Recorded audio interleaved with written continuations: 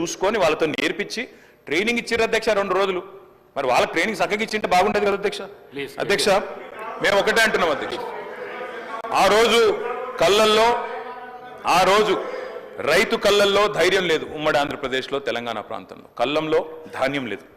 చిన్న రైతు పెద్ద రైతు అన్న తేడా లేదు అధ్యక్ష. 30-40 ఎకరాలు ఉన్న రైతు కూడా తెలంగాణలో, నేను చెప్పేది వాస్తవం కాకపోతే రేవంత్ రెడ్డిని అడగండి, ఎందుకంటే ఆయన మహబూబ్ నగర్ జిల్లా వలసల జిల్లాగా పేరుపడ్డ జిల్లా.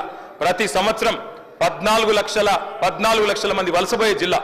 అధ్యక్ష కేటీఆర్ గారు సభానాయకుడు రేవంత్ రెడ్డి అని ఏకవచనంతో మాట్లాడకండి అధ్యక్ష. సభానాయకుడు గౌరవం అనేది గౌరవం ఇవ్వండి.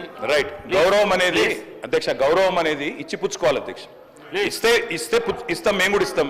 ఇవ్వకపోతే కేసీఆర్ గారు ఇష్టం వచ్చినట్టు మాట్లాడితే మేము కూడా అట్లే మాట్లాడాల్సి వస్తుంది అధ్యక్ష. దానికి మేమేం చేయాలి అధ్యక్ష. 20-30 నేనేం తిట్టలేదు కదా అధ్యక్ష, నేనేమన్నా అధ్యక్ష పేరు పెట్టి పిలిచిన అంతే కదా. అదే ఏకవచనంతో పిలవకండి మీరు చాలా అధ్యక్ష. ఓకే రైట్ అధ్యక్ష. మీకు చెప్పాల్సిన అధ్యక్ష 20-30 ఎకరాలు ఉన్న రైతులు కూడా పాలమూరు లాంటి జిల్లాలో 20-30-40 ఎకరాల రైతులు కూడా హైదరాబాద్కి వచ్చి కూలీ చేసుకునే పరిస్థితి అధ్యక్ష. ఇది వాస్తవం. ఎందుకంటే నీళ్లు లేవు, కరెంటు లేదు.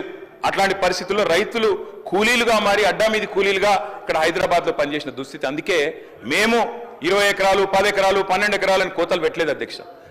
తెలంగాణ ప్రాంతంలో నీళ్లు లేక ఎన్ని ఎకరాలున్నా రైతు కూలీగా మారిపోయిన దయనీయమైన పరిస్థితి ఉండే కాబట్టే మేము ఆలోచన చేసినాం అధ్యక్ష. మేము ఆనాడు మొట్టమొదటి ప్రాధాన్యతగా తెలంగాణ రాష్ట్రం ఏర్పడిన తర్వాత వ్యవసాయ రంగాన్ని తీసుకున్నాం. వ్యవసాయ రంగం, సాగునీటి రంగం. ఎందుకంటే నీళ్లు, నిధులు, నియామకాలను ఉద్యమ కాలంలో మేమే చెప్పినాం అధ్యక్ష. అందుకే నీటి విషయంలో ప్రతి నీటి బొట్టును ఒడిసి పట్టి గోదావరి గాని కృష్ణ గాని సాగునీటి అందించాలి, ఖచ్చితంగా రైతుల బీళ్లకు ఖచ్చితంగా నీళ్లు ఇవ్వాలని ఒక ఎజెండాతో పనిచేసినాం. ఆ పునర్నిర్మాణ కార్యక్రమం తీసుకున్నాం అధ్యక్ష.